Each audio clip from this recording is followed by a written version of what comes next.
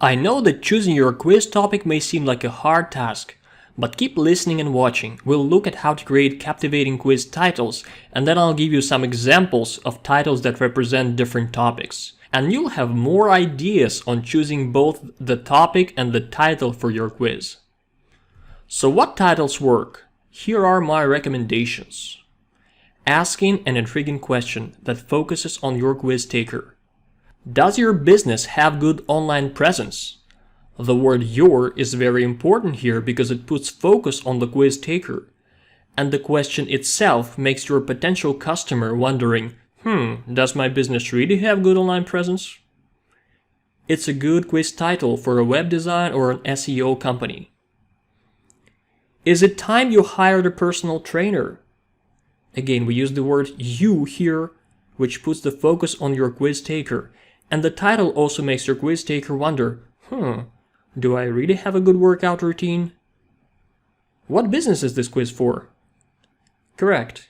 It's a quiz for a fitness club or maybe for an online fitness lessons website. Does your wardrobe express who you are? Or does your wardrobe really express who you are? Again, the word "your" is here, which puts focus on the quiz taker, and it makes the person wonder if they have the right clothes in their wardrobe.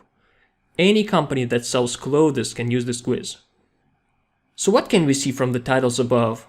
Make your title specific, don't make it too broad, and focus on the person taking the quiz, on their needs and their concerns. And what concerns do people have?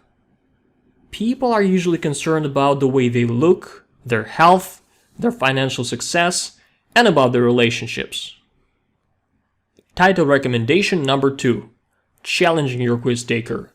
The template for this kind of title is this: the hardest blank quiz you'll ever take.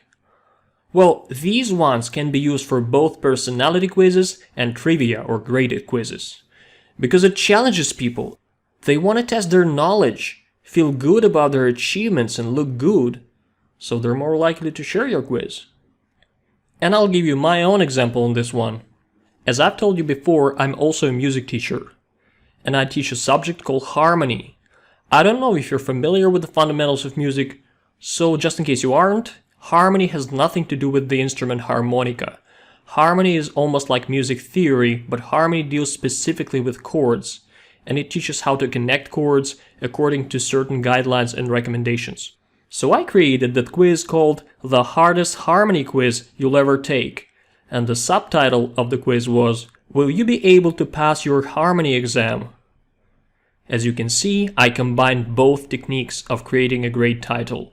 I challenged a quiz taker, and then I used an intriguing question that puts the focus on the quiz taker. Well, the purpose of this quiz was, of course, to attract music students who needed my services for their harmony exam preparation. And I even saw one of my fellow music teaching colleagues take the quiz, share it in his timeline and comment, the quiz wasn't actually that hard for me. I was laughing. Of course it's not hard if you know the subject of harmony is targeted towards a different audience. We had a good laugh with the guy, and I told him the word hardest was just a challenge there. So the lesson to learn here is following. If your business allows you to evaluate knowledge and to challenge a quiz taker, do it. And put the word hardest in the title. Don't make it that hard. Because you want to make a person feel good, you don't want them to go through 25 really hard questions and close the quiz window because they're frustrated. Other ways you can challenge your quiz taker. Use the word actually in your title. Do you actually know how to blank? It can be a trivia or a personality quiz. Are you a blank expert? It's gonna be probably a trivia quiz. Can you pass the blank test?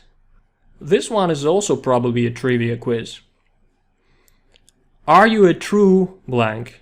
This one can be a trivia or a personality. Limit the number of answers to each question in case you use trivia quizzes.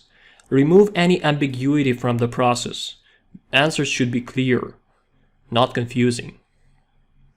Another way to create a captivating quiz title is to create a sense of urgency for taking your quiz and to create anticipation. Remember I talked about the instant gratification principle? Here it comes into play. Let me give you an example. Does your clothing style really express who you are?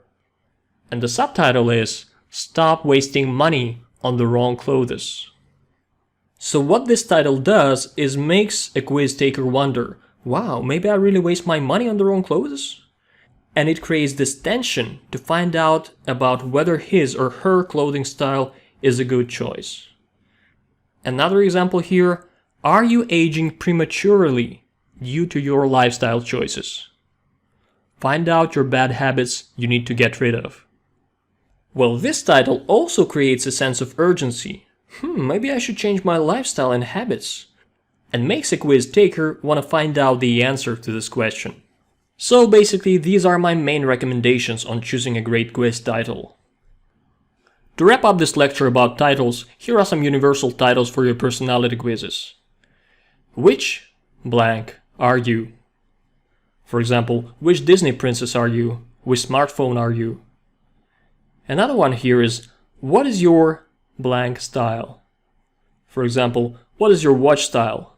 It's a good title for a quiz about luxury watches. And here is a universal title for trivia quizzes. How much do you really know about blank? Make people compelled to take your quiz. Remember about the totem pole principle. People want to show others their knowledge and expertise in a certain area. So make it easier for them to do it, and they will more likely share your quiz and make it viral.